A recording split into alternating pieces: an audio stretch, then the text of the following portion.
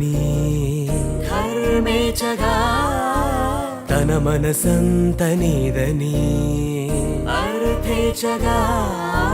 తన వలపంత నీకని కామేచగా అవధులు లేని ప్రేమకై మోక్షేచగా మూడు ముళ్ళతో 7 అడుగుల అగ్ని సాక్షిగా ఇద్దరు ఒకటిగా మారగా